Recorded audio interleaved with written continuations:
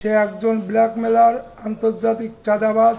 সে আমার mobile number manage করে বিভিন্ন কৌশলে আমার সাথে যোগাযোগ করে আমাকে অকথ্য ভাষায় গালিগালাজ এবং জীবননাশের হুমকি দিয়ে বলে আমি হিন্দু হয়ে কেন বাংলাদেশ জামাত ইসলামীতে যোগদান করে হিন্দু ধর্মকে বিতর্কিত করছে।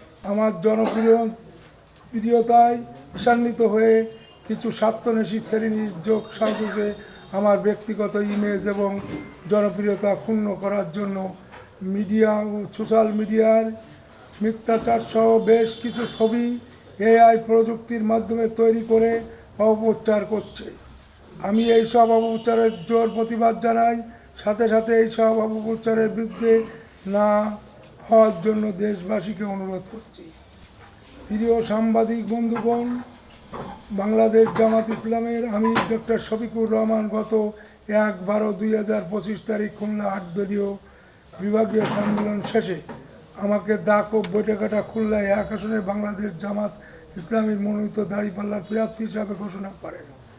আর এই ঘোষণার মাধ্যমে আরও স্পষ্টভাবে হিন্দু সম্প্রদায়ের কাছে প্রমাণিত হয় বাংলাদেশ জামাত ইসলামী একটা অসাম্প্রদায়িক দল।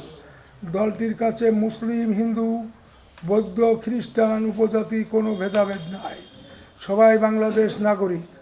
আমাকে প্রার্থী করায় সারা বাংলাদেশে হিন্দুদের দাঁড়িপাল্লার পক্ষে ব্যাপক গণজোয়ার সৃষ্টি হয়েছে।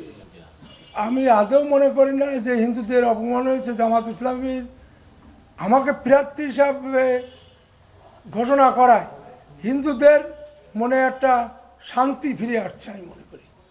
আমার আগে যেহেতু মন্ত্রীর সাথে কোনো সখ্যতা না, ব্যবসার খাতিরে তার সাথে সম্পর্ক ছিল তা না, ব্যবসার খাতিরে তার সাথে আমার চলাফেরা করতে হয়েছে। যেহেতু সে একটা মন্ত্রী হিসাবে, আমি একজন ব্যবসায়ী, একটা ফুল দিতেই পারি তাকে। বিদেশি কোনো গোয়েন্দা সংস্থার সাথে আমার আদৌ কোনো যোগাযোগ নেই, কোনো কথা হয় না।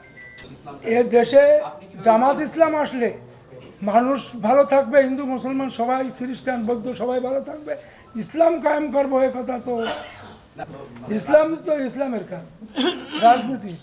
রাজনীতিতে সংসদে যদি আমাকে পাঠায় তখন হিন্দুদের পক্ষে কথা বলার চেষ্টা করবো।